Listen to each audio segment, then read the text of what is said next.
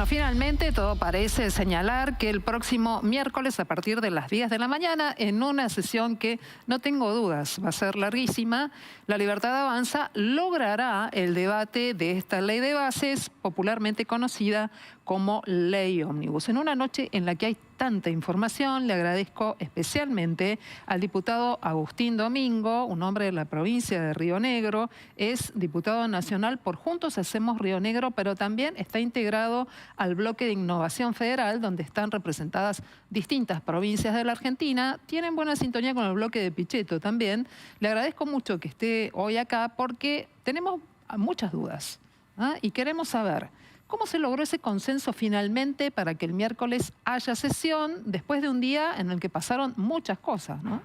Bueno, venimos trabajando con el oficialismo hace ya unas cuantas semanas al proyecto original que habían enviado, y luego de que concurrieran los distintos ministros y funcionarios del Poder Ejecutivo a explicar cada uno el capítulo que le correspondía, vinieron muchos cambios, continuaron las reuniones, los pedidos de más cambios, y creo que llegamos a un punto en el que todos, o por lo menos aquellos bloques que somos los así llamados dialoguistas, coincidimos en la necesidad de avanzar con el tratamiento. Por eso la semana pasada se firmaron los despachos de comisión y estamos en condiciones ya de ir al recinto. En principio va a ser mañana la sesión. La verdad es que como es tan extenso el temario, hay muchos temas que afectan también a las provincias o a las finanzas de las provincias. Se decidió finalmente y efectivamente la sesión ya está convocada para el día miércoles, así que esperemos que finalmente el miércoles podamos sesionar. Bueno, de hecho ya algunos bloques están avisando que tienen buena disposición, más allá de la lectura de la letra chica, más allá de que quede tal vez algún tema pendiente que se verá en el recinto, que van a estar los votos, ¿no? La bancada del PRO anticipó que ya tienen 37 votos para acompañar la iniciativa de La Libertad Avanza. ¿Ustedes cómo van a votar? Bueno, nosotros hemos planteado en el dictamen, que acompañamos el dictamen de mayoría, pero en disidencia. Hemos planteado muchos temas en los que entendemos que hay que hacer algún cambio o algún ajuste en la redacción. Más allá de que el gobierno eliminó el capítulo fiscal. Sí, la verdad es que con el capítulo fiscal, salvo el tema de retenciones, nosotros no teníamos muchas diferencias. Eso fue más bien una decisión del gobierno de quitar ese capítulo. Hay otras cuestiones que hacen también a temas fiscales que afectan a las provincias, como la eliminación o transformación de distintos fondos fiduciarios. Allí hay uno en particular que nos afecta a quienes vivimos en la Patagonia, que es un fondo fiduciario que va a los usuarios de las tarifas, a los usuarios de gas. Las zonas frías, eso se llama. ¿En qué quedó ese tema? Porque leía que esta noche un comunicado del peronismo de la provincia de Buenos Aires, Máximo Kirchner había defendido mucho esa iniciativa. Le cuento esto porque hace un ratito salió el comunicado diciendo que se caería la posibilidad de que los usuarios que viven en zonas muy frías tengan algún tipo de beneficio en la tarifa. Bueno, ¿cómo quedó? Ahí hubo como dos etapas. Una primera etapa que se llamó beneficio de zona patagónica, que incluía también algunas provincias cordilleranas del norte. Luego se amplió hace 2 o 3 años, una iniciativa de Máximo Kirchner, efectivamente, que allí se lo pasó a denominar zona fría e incluyó otras zonas más al norte. ¿Hoy cómo está el tema? Hoy está así. El gobierno lo que está planteando es una revisión integral de todos los subsidios energéticos, y en el marco de ese planteo, de esa revisión integral, el proyecto original hablaba de derogar estas 2 leyes. Nosotros hicimos gestiones, nos opusimos a eso y logramos que se excluya ese párrafo que planteaba la derogación de estas 2 leyes y que incluya el compromiso de mantener un beneficio diferencial para aquellos usuarios que están ubicados en zona fría, de acuerdo al nuevo criterio que va a plantear el gobierno. Pero ¿esto qué significa? ¿Que les pueden quitar la totalidad, la mitad, el 70% del subsidio? ¿Cómo lo traducimos esto? Significa que en el nuevo esquema de distribución de los subsidios se van a tener en cuenta, además de otros criterios socioeconómicos o de ingresos de familiares que aplique el gobierno, se van a tener en cuenta también aquellos usuarios que viven en regiones más frías, donde el consumo es más alto. O sea, no va a ser el mismo criterio el que se le dé a uno o a otro. ¿Usted va a acompañar con su voto esta iniciativa? Nosotros vamos a acompañar porque se hicieron los cambios que nosotros pedíamos. O sea, ¿y el gobernador Beretilnec qué dice de esto? Con el gobernador estoy en contacto permanente y obviamente que acompaña también. Bien. Hoy hubo declaraciones de Manuel Adorni que me gustaría que las pudiéramos compartir. A ver si después, diputado, podemos conocer su opinión. Vamos. Dentro del paquete fiscal, por supuesto, también se retiran las facultades delegadas en materia fiscal y previsional, que por supuesto son parte de este paquete, de este capítulo económico. Así que eso es lo que hasta ahora está decidido. Bien, algunos legisladores esta noche decían que tampoco les terminaba de cerrar esta cuestión, porque quedan otras facultades que tienen que ver con la cuestión tarifaria, con el tema de salud, las cuestiones que tienen que ver con economía, con finanzas. ¿Qué piensa de esta posibilidad de ceder facultades que son del legislativo al presidente de la Nación? Con respecto a las facultades en materia previsional, era uno de los puntos en los que estábamos en desacuerdo, en que no se incluyera una nueva fórmula previsional. La verdad es que entendíamos que estábamos cerca de lograr un acuerdo, porque el gobierno en todo momento planteó que los jubilados no podían perder con la inflación, entonces no era tan difícil ponerse de acuerdo en ese punto, pero bueno, finalmente se decidió quitar estas facultades. Luego creo que si uno mira la historia de los últimos inicios de gestiones presidenciales del Ejecutivo Nacional, siempre se le han otorgado facultades delegadas y se le han declarado emergencia a todos los gobiernos. ¿Por cuánto tiempo le van a votar entonces al presidente? Bueno, el nuevo proyecto es otro de los puntos en los que no estábamos de acuerdo, en otorgarle por 4 años. Y se está planteando un año con la renovación por un año más, pero la renovación por el Congreso, no por el Ejecutivo, como planteaba el proyecto original. Bueno, Unión por la Patria, por ejemplo, sostiene que tienen dudas respecto de que muchas de las cosas que no se aprueben el próximo miércoles o el jueves en la sesión, de acuerdo al momento en el que se vote, luego puedan realizarse a través de esta delegación de facultades. Pero Germán Martínez, que es el jefe de la bancada Unión por la Patria, esta tarde ha dicho más cosas que vamos a compartir ahora. Este es la orden del día. Este es el dictamen de las comisiones que consiguieron la semana pasada. Sin que nadie de los 55 que firmó el dictamen de mayoría conozca el texto. Esto es lo que quieren que se apruebe el miércoles. Ahora, ayer mandaron esto, que es otro texto distinto a la orden del día. Pero no hay que dejarse engañar. Lo que van a tratar el miércoles es la orden del día original, que tiene el capítulo tributario y fiscal adentro, que tiene la fórmula previsional adentro, que tiene el aumento de derechos de exportación adentro, que tiene la liquidación del Fondo de Garantía de Sustentabilidad adentro, que tiene todo adentro. Sepan los diputados de todos los signos políticos que en general le van a tener que aprobar a Milei esta orden del día con todos los elementos adentro. Después, en particular, todavía no sabemos qué es lo que van a tratar, porque estamos a menos de 48 horas del momento de la sesión y nadie sabe cuál es el texto que van a proponer en particular. Bueno, entonces, diputado, es una cosa que acá estamos con el jefe de la bancada Unión por la Patria, teniendo esta mirada, y por el otro lado, hablando de acuerdos con cambios. ¿Qué va a pasar cuando llegue al recinto, entonces, en el momento de debatir? Bueno, efectivamente han habido cambios respecto de lo que se firmó en el dictamen del día miércoles. ¿Cómo se van a plasmar? Porque si no... Eso lo veremos en labor parlamentaria y de acuerdo a lo que el gobierno cumpla o no con esos cambios que han sido comprometidos, y parte de esos cambios fueron motivo de una reunión hace apenas unas horas, no solamente con diputados representantes de distintos bloques, sino también con muchos gobernadores. Obviamente que si esos cambios y ese compromiso no se cumplen, no vamos a acompañar la sanción de la ley. O sea, me parece que esto forma parte de la dinámica de los acuerdos parlamentarios que usualmente se llevan adelante en el Congreso. Bueno, entonces podemos decir que hay un final abierto.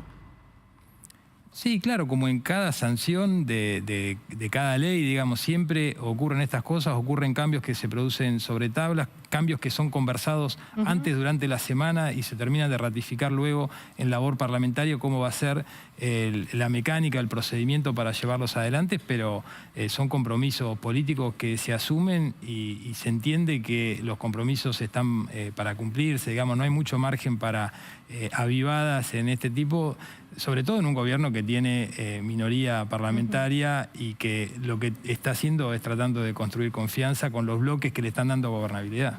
Diputado Agustín Domingo, ¿me esperas un segundito? Porque tengo en línea también esta noche aquí en Noticias a las 20:30 a un economista, es Agustín Echevarne. ¿Cómo estás, Agustín? Buenas noches. Qué gusto verte aquí. Muy bien, buenas noches. Un gustazo charlar contigo. Igualmente. Agustín, estamos aquí con el diputado Agustín Domingo, que nos está contando las negociaciones de último momento para ver cómo se va a llegar al recinto el próximo jueves.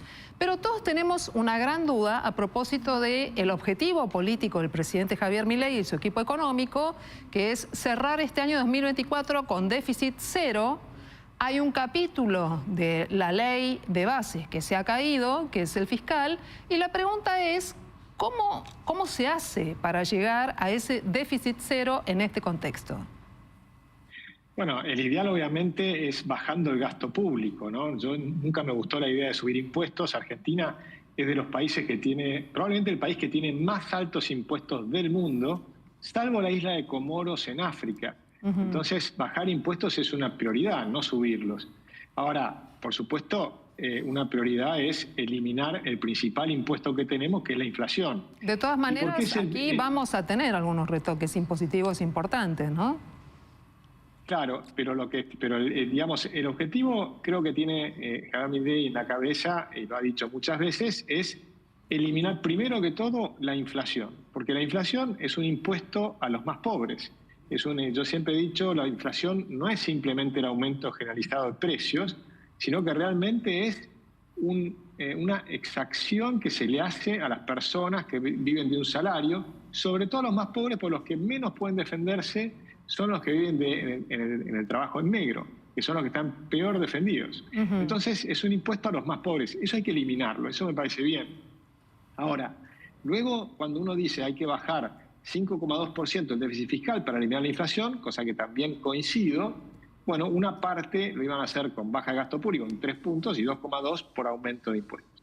Ahora lo que se cae es una parte que serán aproximadamente 1,6%, en función de que no van a tener ese capítulo fiscal, lo cual a mí no me preocupa siempre y cuando lo compensen con baja del gasto público, que me parece incluso mucho mejor. Y se puede bajar el gasto público y lo tienen que hacer las provincias y los municipios, no solo el gobierno federal. Recordemos que la duplicación de cantidad de empleo que tiene el Estado, que pasó de 2 millones a cerca de 4 millones de empleados públicos, si tomamos también los que están empleados como monotributistas o lo que casi se puede llamar empleo negro, en realidad la mayor parte es de las provincias y de los municipios. Y se ha duplicado la cantidad de empleo público y no mejoró ni la salud, ni la justicia, ni la educación, ni la seguridad, sino todo lo contrario. Agustín, entonces, estás proponiendo que las provincias tengan una reestructuración de sus finanzas, que haya una reestructuración con despidos en el área del sector público. Sin duda, lo que tienen que hacer son programas donde, igual que lo que tiene que hacer el gobierno federal, donde se reduzcan ministerios, secretarías, subsecretarías, cantidad de funciones que el Estado no tiene que hacer, y esas personas pasan a estar en disponibilidad. Se les deja un año que se les sigue pagando el sueldo, pero tienen que salir ya mismo a buscar empleo privado. Y al encontrar empleo privado van a crear riqueza. Y al crear riqueza van a aumentar los recursos también del Estado, porque parte de esa riqueza obviamente aumenta los impuestos. Entonces, o ingresa como impuestos.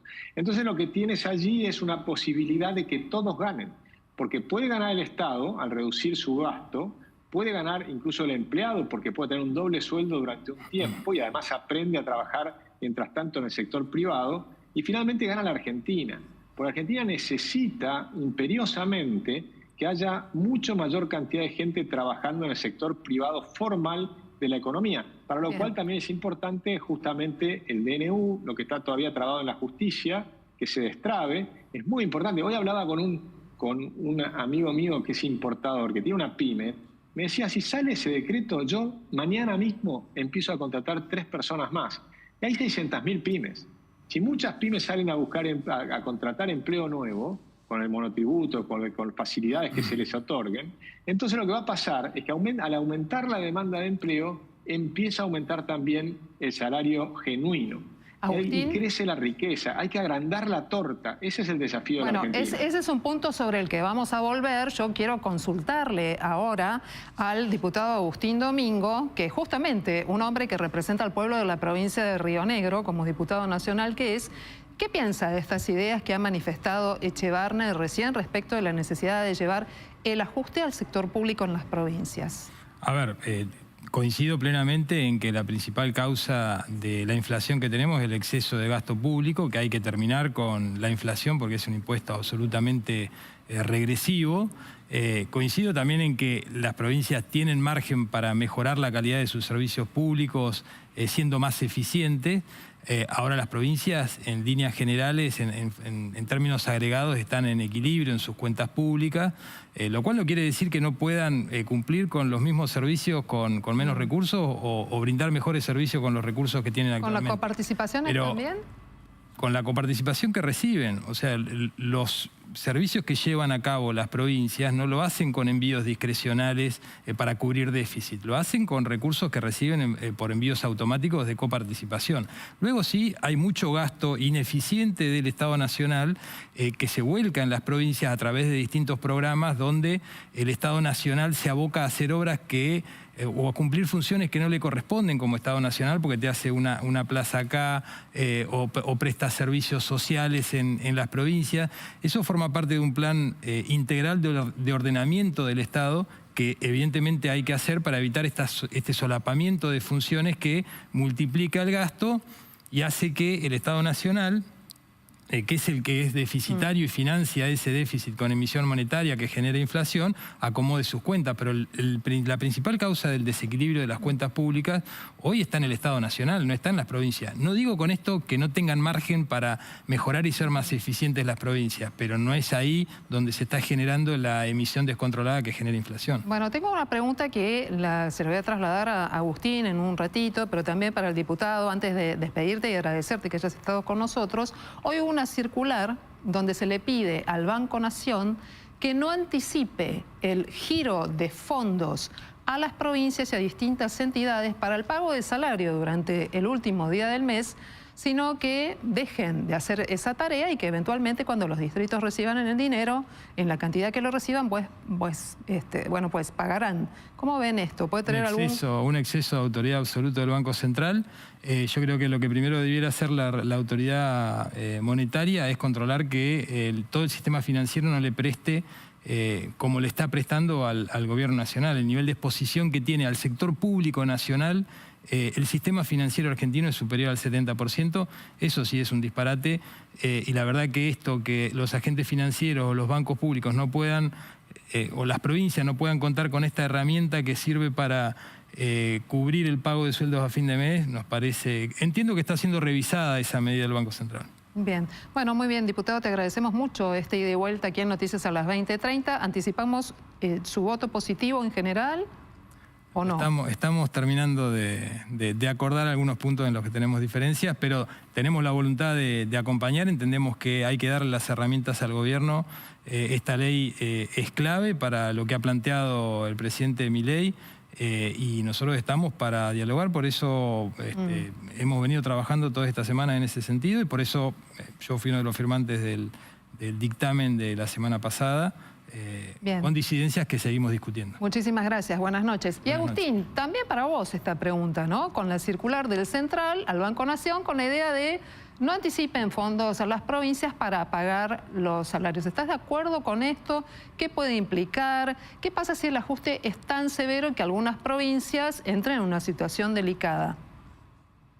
Bueno, yo creo que las provincias tienen que hacer un ajuste porque coincido mucho con lo que está hablando el diputado recién, salvo que si uno mira dónde aumentó más el empleo público, si la nación o las provincias, fue en las provincias. Y fue en los municipios, porque también son los municipios, no solo las provincias, sino hay que ver cada municipio. O sea, la Argentina la sacamos adelante entre todos, no la va a sacar adelante un presidente. la va a sacar adelante si toda la clase política y también la clase empresaria, ¿no?, empieza a ceder privilegios y demás, y nos ponemos, digamos, las barbas en remojo y hacemos el esfuerzo. Lo que ocurrió es que las provincias han ido obteniendo mayores recursos de la nación también. Pero sí coincido con el diputado que hay muchas cosas que la nación hace que no debiera hacer.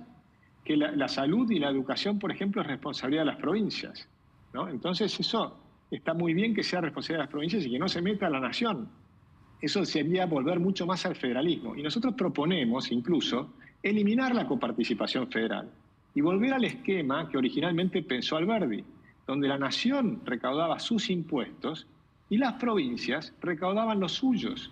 Entonces ya no hay más una transferencia desde la nación a las provincias, que eso siempre genera un problema, porque cada vez hay menos federalismo si alguno tiene que depender justamente de la ventanilla que obtiene, o sea del Banco Nación, o sea del gobierno de turno. Entonces eso obliga a veces a, no digo arrodillarse, pero digamos a suplicar ayudas. Y eso no está bueno. Está bueno volver a ser un país realmente federal. Pasa que hay muchas asimetrías en el país y no todas las provincias tienen, por lo menos hasta acá, las mismas posibilidades. Y hay un capítulo muy importante, Agustín, que tiene que ver con que la ley de coparticipación es esta. Eventualmente, para volver a esta idea o para sostener esto que vos proponés, habría que cambiar la ley, ¿no? Un hecho que en política... Sí, ahí hay dos temas. El primero que mencionaste es interesante ver que todo este sistema de coparticipación no mejoró. Las provincias eran menos pobres antes que ahora. Ahora son más pobres que antes. Es al revés. Este sistema lo que ha hecho es engrosar las arcas de algunos gobernadores, pero no mejorar la productividad de las provincias. O sea que hay provincias como Santiago del Estero, que tiene una industria metalmecánica, que exportaban a Estados Unidos, había una producción, y hoy en cambio hay una cantidad de provincias que tienen solamente empleo público, no solamente, pero mayormente empleo público. Eso tiene que cambiar. Tenemos que tener empresas en todas las provincias y producción en todas las provincias. Tenemos 7 provincias mineras que no hacen minería. Tenemos en el sur la posibilidad de hacer salmón y por problemas ideológicos nosotros importamos el salmón de Chile, pero no queremos producir salmoneras en Argentina. Es absurdo. Entonces hay que cambiar completamente estos temas ideológicos que nos han ido haciendo que las provincias sean más pobres, que no lo son, porque no hay ninguna provincia pobre per se, porque tienen o minería o agricultura, o cantidad de cosas que se pueden hacer, como Formosa, que es una provincia, Entre Ríos, tienen una cantidad de posibilidades fenomenales, y hay que volver a eso. Agustín, ¿vos pensás que, como ha dicho el presidente durante estos últimos días en 2 medios internacionales, The Wall Street Journal por un lado, y por el otro lado conversando con la periodista Patricia Janot, que la Argentina debe dolarizar su economía aún en este contexto? Yo creo que sí, creo que sería un gran avance para la Argentina. ¿Por qué? Porque en realidad no hablamos de dolarizar, sino de competencia de monedas. Pero lo que dice Javier Milei, que yo coincido, y lo vengo proponiendo hace 5 años, es eliminar el peso.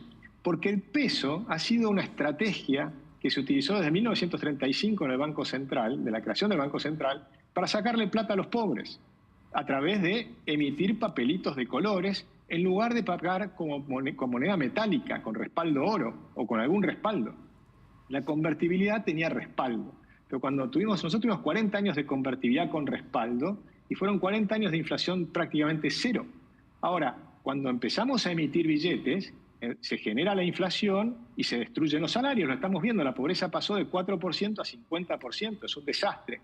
En cambio, si se pone la libertad de monedas y se elimina el peso, la gente va a elegir la moneda que quiera. Lo que ocurre es que vos sabés que Argentina, los argentinos, hoy tenemos cerca de 8.000 millones de dólares en pesos, en billetes. Pero en dólares tenemos más de 100.000 millones de dólares. Bueno, Agustín, tal vez tenga que ver con la idea de vivir permanentemente en crisis. Sería una salida muy interesante tener una moneda fuerte, ¿no? Y no tener que recurrir... Nos evitaría entrar en crisis permanente. A una moneda fuerte, digo, a una moneda nacional fuerte para no tener que recurrir al dólar. Porque también eso es un tema, me parece que tiene cierta complejidad. Pero lo vamos a dejar para la próxima conversación, porque cada vez que hablamos con el economista Agustín Echevarne, nos queda ahí un escenario picante, pero es un buen trampolín, Agustín, para seguir hablando. Te agradezco mucho que hayas estado esta noche con nosotros. Cuando quieras lo volvemos a conversar. ¿Cómo no? Hasta la próxima. Hasta la próxima.